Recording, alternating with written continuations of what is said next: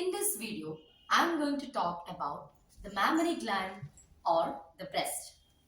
The breast is a modified sweat gland which is an example of an apocrine gland. This is present in both the sexes but it is rudimentary in males. It forms an important accessory organ of female reproductive system which serves the function of nutrition to the babies by breastfeeding. The mammary gland lies in the superficial fascia of pectoral region. The outer and lateral quadrant of the mammary gland, it extends into the axilla, forming the axillary tail of Spence. The extent of the mammary gland, we see it vertically and horizontally. Vertically, it extends from 2nd to 6th ribs. And horizontally, the mammary gland extends from the lateral border of the sternum to the mid-axillary line.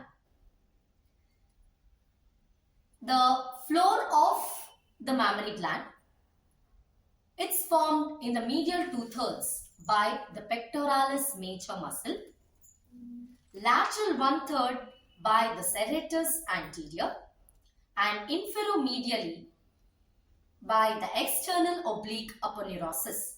So these three muscles, it forms the mammary bed, means the structures or the muscles on which the mammary gland is resting.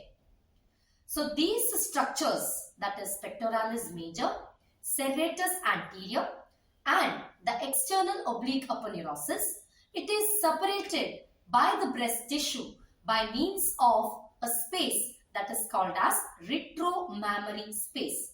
Retro means behind. Mammary stands for the mammary gland.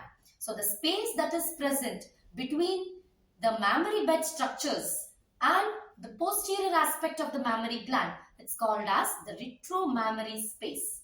So this space, it contains the loose connective tissue between the glands and the structure forming the mammary bed. The importance of this space is the breast can be freely moved over the pectoralis major muscle. The structure of the breast, it includes the skin that forms the external covering, the parenchyma that includes the glandular tissue which secretes the milk, the stroma that forms the supporting framework of the gland. So these are the three structures of the mammary gland. Coming to the skin contains nipple and areola. The nipple is a conical projection just below the center of the breast. It lies usually at the level of 4th intercostal space. Nipple is pierced by about 15 to 20 lacticiferous duct and it is very rich in nerve supply. Coming to the areola. Areola is a pigmented region of skin around the base of the nipple and contains the modified sebaceous glands, sweat glands and accessory mammary glands. Around the areola outer margin, we can appreciate the projections called as tubercle of Montgomery, which becomes very prominent during the pregnancy and after the delivery. Coming to the parenchyma. Parenchyma contains the glandular tissue and this glandular tissue contains about 15 to 20 lobes and each lobe, it contains the cluster of alveoli that drains or it is drained by the lacticiferous duct. The lacticiferous duct, as it reaches near the nipple, it shows a dilatation that's called as the terminal dilatation, which is called as lacticiferous sinus. And this, the lining epithelium, it changes depending upon whether the gland is resting or it is active. In the resting phase, the gland is lined by the cuboidal cells. During the lactation, the shape of the cell changes from cuboidal to columnar, and surrounding these glands there are something called as myoepithelial cells. Coming to the stroma, which is a fibrofatty tissue. The fibrous stroma, it comprises or it forms the suspensory ligament of Cooper, which anchors the skin and the gland to the pectoral fascia. As the age advances, these fibrous tissue becomes weak, of which the mammary gland slightly descends down. It becomes loose. Coming to the fatty stroma, it is distributed all over the breast except beneath the areola and the nipple. The structural differentiation of the mammary gland pertaining to age, pregnancy and lactation. So from birth to the pre-pubertal life, there is presence of lactiferous duct, but there are no alveoli. At puberty, ducts undergo profuse branching, and peripheral branches, it forms solid spheroidal masses of cells. That means there is proliferation of alveoli. So in pregnancy, the proliferation and epithelial growth of the terminal ducts takes place.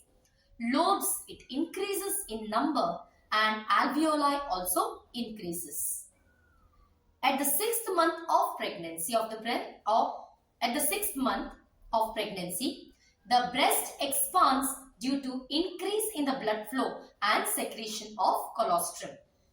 Milk secreted in the later part of pregnancy and for a few days after the parturition, that is called as colostrum. So this colostrum is rich in nutrients, contains the fat globules and colostrum corpuscles. The true milk secretion starts after few days after parturition. During lactation, the alveoli is distended with milk, and during this time the alveoli is lined by the cuboidal cells in resting state or columnar cells in lactation. After the lactation, when the lactation stops, the alveoli shrinks in size and the remaining milk is absorbed and glandular tissue, it returns back to the resting condition.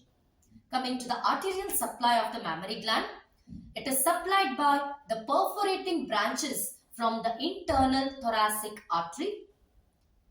This internal thoracic artery is a branch given by the subclavian artery. Lateral thoracic, thoracoacromion and superior thoracic branches of axillary artery.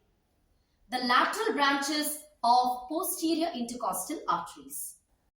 Coming to the venous drainage of the mammary gland, the veins follow the arteries which start from a plexus at the base of the nipple. The venous drainage is divided into two parts, superficial and deep sets. The superficial veins, it drains into the internal thoracic vein, and the deep veins into internal thoracic, axillary and posterior intercostal veins. So this superficial veins, it drains the skin except the areola and nipple, whereas deep set of veins, it drains the parenchyma, the fibrous stroma, including the areola and the nipple. Coming to the nerve supply, it is supplied by anterior and lateral cutaneous branches of 4th to 6th intercostal nerves.